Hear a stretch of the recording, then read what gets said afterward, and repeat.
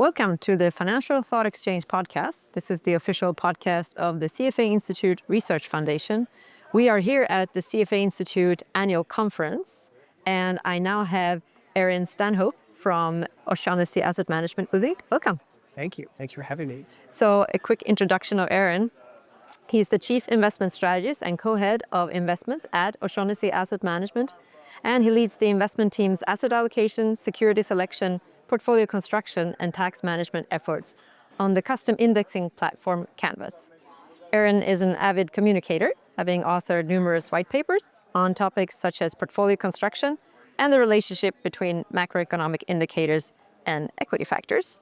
So I would have more things to ask you about than we have time for, so I had to make a selection. But Canvas is a really interesting product that people might have heard about, and if people know anything, they know there's something to do with direct indexing. But we cannot assume that people know what direct indexing is, so maybe you can get an overview of what it actually means. And for me, I also would like to know just how much of an automatic process does it mean to do a direct indexing? Are you like kind of jumping into a computer, or is there always a person sitting there and checking that the results are appropriate, so to speak? Yeah, so direct indexing has been around for quite some time, and Parametric and Aperia are really sort of the forefathers of the direct indexing movement. It was really, though, kind of relegated to the ultraline and ORF because prior to 2020, there were ticket charges for individual trades. Sort of a critical component of direct indexing is really owning the underlying constituents of, say, the S&P 500. So instead of that single line item that an investor may have for, let's say, or at the SPY ETF, they're going to own a lot of individual positions. But to your point, you're not going to own all 500 of them usually. There are different methodologies for direct indexing, but in most cases, there's a risk model that's involved that's going to effectively help you to minimize tracking error relative to the benchmark using the individual names within the account. And that's kind of the most practical way that it's been implemented. 2020, though, was sort of a bit of a deviation where really never bet against the luck of the Irish. We launched a direct custom indexing platform right before transaction fees went to zero, which really brought the concept of direct indexing to more reasonable asset levels and reasonable minimums to the point where now there are lots of different shops that are offering it at $100,000, $250,000 minimum, something along those lines. So that's really kind of, very briefly, what direct indexing is and sort of how it came about. And when people hear owning the constituents parts of an index, they think maybe about a separate managed account, SMAs. So what's a different or relationship between those two? Yeah, so a separately managed account would be, instead of having a brokerage account where you purchase, let's say, ETFs or funds, you would open up a similar brokerage account. However, you're giving a manager like us or another manager authorization to trade within that account. And so a separately managed account is going to house all those individual securities, just as your brokerage account would. It's just usually going to be those individual stocks that we're going to have authority to trade. So direct indexing is a sort of an SMA then? It is. Kind of. It is a separately managed account. Yep. Okay. Now, there is therefore the component of tax loss harvesting that is important for a lot of people doing separate managed account. That's an important aspect of direct indexing as well? It's a really critical component. So effectively, I mentioned we're using a risk model to try and align the account to target a benchmark. We're not going to earn all of the names. That actually tends to be a really good thing because when we have market downturns similar to as we just experienced in March and early April, is we have the ability to go in and realize some of those losses, reinvest, try to minimize tracking error relative to the benchmark, and then move forward. So to your point, tax loss harvesting is really critical aspect to it. Most people don't realize it, but when you look at the underlying constituents of an index like the S&P 500 or the Russell 1000, about 40% of the individual constituents have a negative absolute return in a calendar year, going back the last several decades. So you get to basically bank those losses, and then you're pairing them against gains in the future. So direct indexing is a really effective tax deferral strategy. In most cases, it's not a tax avoidance strategy, but very effective where the idea is that you get to compound at a higher after-tax returns over time. So when people if they have a separate managed account then with one of the big banks, there's a tax benefit to that, but they might not be doing what you're explaining that they're doing to sell and buy in opportune times, depending on how the performance of different assets, right? Exactly. Really, the critical component of it is it's sort of this ultimate marriage of sort of traditional investing with technology, where you have to have the ability to keep track effectively of hundreds of thousands of tax lots in individual accounts, because that's the level at which you need to be able to go in with your risk model and do the optimizations. You've got to wash sales, dividend payments, other constraints. Clients can provide other preferences as well, whether it's individual stocks or sectors or industries or sort of smarter, more nuanced ways to create customization as well. But all of that sort of goes into a massive optimization algorithm that you're tracking really on a daily basis, looking for opportunities to book those losses.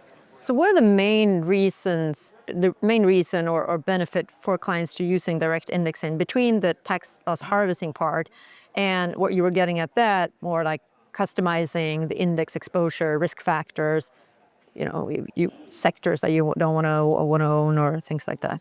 Yeah, so we consider Canvas a custom indexing platform as distinct from direct indexing.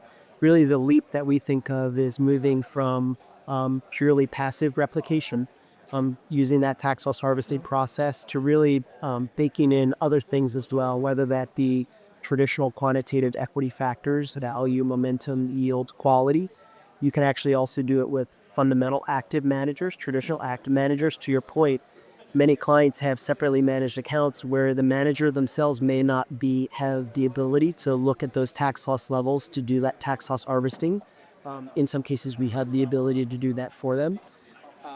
You can build in as well restrictions for environmental, social, or governance type criteria, product involvement exclusions.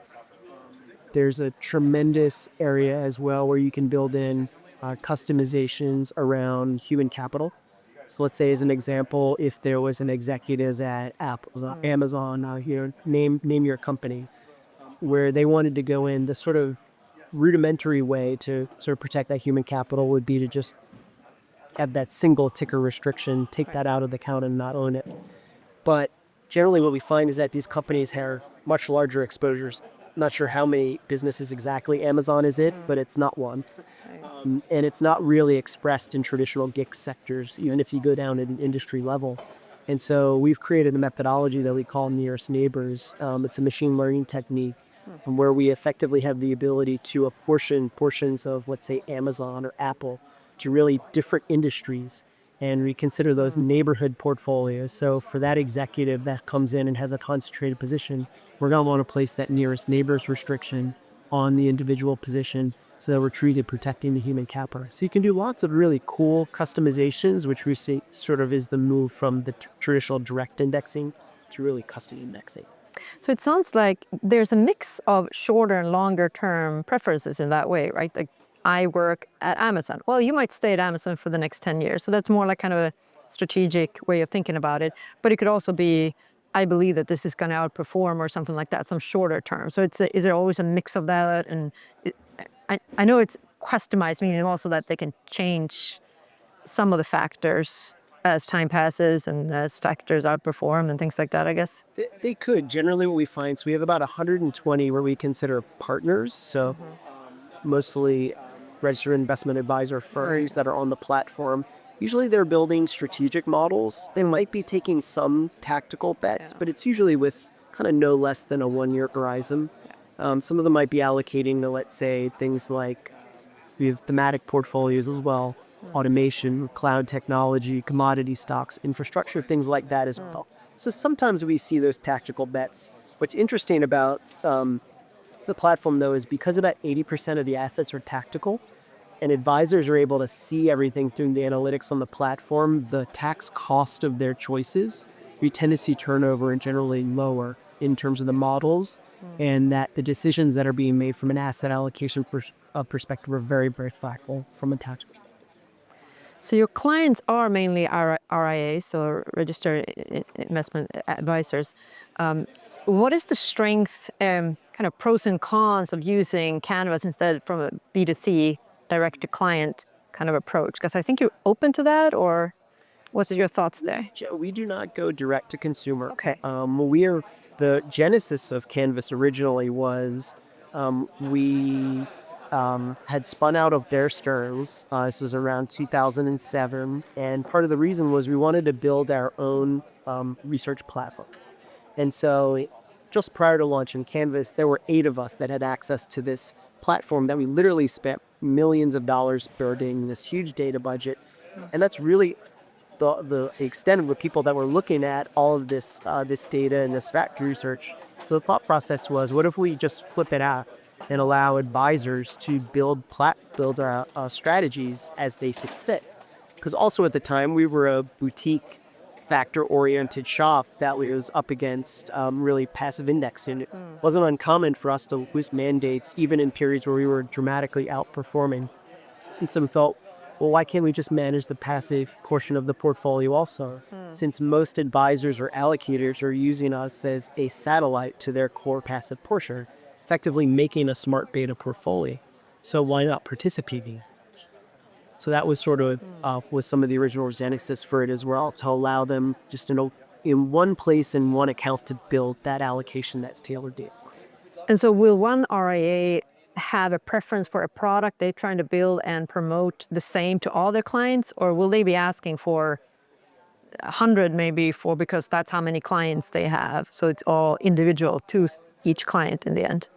I would say that most of the partners that we work with will build a couple different models that they'll effectively be using. They're white labeled, so they're their own. We consult in the model building process if they want us to. But for the most part, it's really their own. We're just doing the implementation. And then there are some that actually will go highly customized and tailor each specific account to the client. Tends to be different client types that those are happening. But I would say the most common use case is for a firm to create, let's say, a couple different models, whether it be lifestyle-oriented, income-specific, or defensive equity strategy, passive direct index, or it may just be along the risk spectrum of dialing up and down fixed factors. We actually have individual municipal bonds that are available on the platform as well, real option overlays. There's lots of different choices that they can allocate to. Yeah, that makes sense. Do they sell them mostly as this is a passive strategy but with some tweaks, or do they sell them to their clients as an active? Where in the spectrum there does that direct indexing lie? I would say that probably about 70 to 80% of the incoming assets are pure passive, with the balance being some combination of sort of traditional quant equity factors, dividend-oriented strategies, and then defensive equity, so low beta strategies. And are there a lot of preferences like ESG and things like that? There'll be like a shop there's like, oh yeah, we're making sure we do ESG for our clients, and then they ask for that. I think that could be an example of. Some, no, that makes sense. What are some of the more popular factors then that people are looking at? ESG is an obvious one. We know that's big still in the world. Others, like, do they do the French 5-factor model kind of thing, or any interest in things like that? Sort of factors are really in our legacy, our history, so they're very meaningful to us. I would say that most people will do what we refer to as a core allocation, which is effectively an equal weighted allocation to value, momentum, and this factor that we use prominently called shareholder yields, where quality is baked in there as well. A lot of people will sort of use that as a default, just thinking, well, different factors perform at different points in the cycle. I don't have the ability to time it, so I'm just going to do an allocation to a core type one factor strategy. Okay. So that's a very specific one that you mentioned, so I might as well dig into that. The shareholder yield, as I understand, that's dividend plus buybacks plus decrease in payback in debt. Not very well known out there in the finance world, but it's something that some of your clients, you inform your clients about, and it's catching on. It's a popular way of thinking about like how you get yield for your clients. And I would say so. It's interestingly, we'd call it shareholder yield. Yeah. It's actually less about the dividend yield that it generates. right. Really, what tends to drive it is the buyback component. So I think that part of the reason it's actually not more widely used is because it's actually a sort of a lower capacity factor strategy where really, again, the buyback component is going to drive it. So you're kind of looking for a smaller, narrow universe of stocks, most likely in the large cap space, that kind of are high conviction, but a lot of companies. High conviction about what's going to happen in the future. Because we can say what have been high buyback companies in the past. How well does that correlate to continuing that approach going forward? It actually tends previous signals as it relates to buyback. So looking at the trailing 12 months actually tends to be really beneficial. There's definitely a lagging effect for how the market recognizes the reduction in share count for something like EPS growth. And so we have continued to see that even looking back on a trailing basis is very, very effective. The challenge with looking at it on forward basis with buyback announcements is there tends to be a lot of overlap in buyback programs. Some will run off, some will then be reauthorized. They get canceled frequently. Sometimes they happen episodic. Sometimes they're only occurring during blackout windows when they can have automated programs and set up each street for repurchases. So it's kind of a unique, nuanced, eclectic factor. We've actually run a strategy since 2001 using that factor specifically, and it's been very successful. It is fascinating to think about dividend versus buybacks because in my mind they are equivalent. They do send a little bit different signals. In both cases, you can make the case that it's not a very promising signal if the company does not have things to invest in and instead choosing to spend it on other things, whether just paying out cash to their shareholders or buying back stocks. Do you ever get that kind of pushback or why this would ever work and be useful? Yeah, so it's interesting when we think about just corporate executives and what they're mandated. So they've got two jobs. They've got to generate profits, and then they've got to allocate those profits for the long-term betterment of share. So the capital allocation aspect.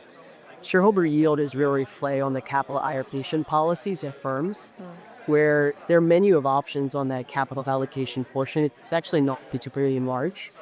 You reinvest in the existing business and pay dividends. You can pay down stock. You can pay down debt. You can acquire other firms. That's the kind of, it's not a fully exhaustive list, but that's kind of it. When you sort of stack rank those empirically over time, companies that tend to do the best, buybacks empirically is the best. Dividends is a second. What tends to happen is that when companies are too acquisitive, they tend to overpay you. There's an accounting line. Acquisitor of their own stocks. No, of other firms. Oh, okay. They tend to overpay. And then also I would say companies that are, it is possible to overinvest in your own business. And those can typically be expansions where there tends to be a lack of recognition of how much cash is required to actually run in a rapid. The companies kind of got caught. Shareholder yield explicitly tends to do best from a risk-adjusted perspective in the U.S. large cap space. So it's mature firms. Now, do I want to go invest in a microcap company that's returning lots of capital to shareholders? Probably true. But what I do know is that it is actually a useful signal to avoid companies that have heavy issuers of their stocks. So it can be actually a very powerful avoidance factor. The way that I kind of think of it is, if I earn my home and I lose, let's say 1, 2, 3% of the square footage every year, in 10, 20 years, I'm not going to be particularly happy. That's effectively what happens when you're a massive issue at a time. So by focusing on buybacks and shrinking that share, we find some interesting opportunities. Very interesting. Have you run across any limits to direct indexing, whether expected or unexpected, in terms of you would love to be able to do this with direct indexing, but it just doesn't work? Can't really do it. Really practical considerations, like share prices is one. So unless you have the ability to do fraction shares, custody, then there's a limitation. And then outsize, there could be things like that. Just the sheer ability to trade on a daily basis across thousands of accounts and hundreds of thousands of tax lots requires a massive operational effort. And trading costs come into that then? Trading costs. Fortunately, trading costs have come very, very low. I mean, in the U.S. large cap space, it's basically zero from a market impact perspective. as long as you're able to avoid those ticket charges, which in most cases you are. But as you sort of then move to global exposure, one of the things that you do actually run up against that nobody has really solved yet is replication of non-US indexes. Here in the US, we have ADRs, which we can use to do that, mirrored GVRs as well, and other rotations. And you can get closer, but you can't get quite as close on a tracking error basis for global and non-US indexes as you can for US indexes. So that'll be probably an interesting problem that direct indexing will be looking to solve in the next 5 years. That's interesting because many of these, if I think about emerging markets, they can be quite small. I was in asset management trying to invest in Argentina. And there was only 10 companies, I think, in index. We created a basket that had 15, and that was just our own direct indexing in that way.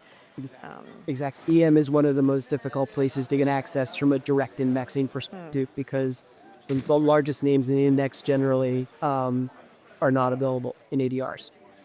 Now, you have a broad expertise in various areas because I know that you were actually not talking about direct indexing at the conference here today. Your panel was about interest rates. So before we close out, I'm curious to hear a little bit about what you think, what you're hoping that the audience took away from your remarks there, what you think were the salient points. That's a good question. So I think that the group, the panelists, we should all coalesce on this idea that the regime that we're in now is very different than the regime that we're This is the U.S. regime. in the US. I think the US, I think globally as well. Obviously from a political perspective, but we've also gone through this period, or say we're in this period now where interest rates are no longer zero. So that means all of a sudden there are alternatives to just owning US large cap equities. It's going to have implications for the opportunity costs for things like private equity and venture capital and the liquidity and illiquidity associated with that. It's going to have implications for the inflationary environment that we see now, where we just sort of come off of this period of multiple decades of this disinflationary environment where we actually saw, most people don't realize this, but goods inflation was negative 0.5% since 1994, which really has a lot to do with the fact that both China and the Soviet Union were sort of emerging onto the global economy. And we're now sort of, if we're moving into a period where all of a sudden there are more frictions that exist in the global economy, we're seeing that today with tariffs. As I mentioned, interest rates are higher. That at some point should flow down to the underlying businesses. Could potentially be a pressure for margins. We really have not seen sort of both rates markets and equity valuations fully adjust to some of these trends quite yet, but we probably will over the next few years. And so those were some of the takeaways. I think another key one for most investors and allocators was really that all of these things, these macro forces that I just mentioned, they have a really incredible impact on the correlation of assets and asset positions. So this sort of beautiful diversification that we got between stocks and bonds for the better part of the last 10 to 15 years, it's probably not going to persist in the same way on a go-forward basis. And so that has a lot of implications for how we're building portfolios, looking for uncorrelated sources of return and things of that nature. Can you just look at downturns from the past and you see, therefore, the correlations are going to look like that? Or is that something that is different from each crisis as well? Well, I think different crises are obviously driven by different things. They manifest in different ways. So there can be sort of longer-term structural bear markets, so a la tech bubble, 70s. Are we in one now? You don't really know yet. There can be event-driven bear markets, COVID crisis. And then there's just your sort of run-of-the-mill cyclical bear markets that you're dealing with on earnings cycles. So I think that the reaction function will be different depending on whatever the next one that we come into is. But I do think on a sort of standard normal basis, it's likely that this correlation between stocks and bonds, whereas it used to kind of be in negative 0.2, 0.3, it's probably going to be inverse to that on a go-forward basis of, let's say, 0.2, 0.3. And so that's going to impact risk tolerances for investors. They may be in portfolios that are more risky than they realize for whatever that next downturn was. Right. Well, thank you so much for coming on and for having this conversation. Thank you for having me. And thank you all for tuning in to the Financial Thought Exchange podcast. See you next time. For more information, please visit rpc.cfainstitute.com. www.stanford.org/research-foundation.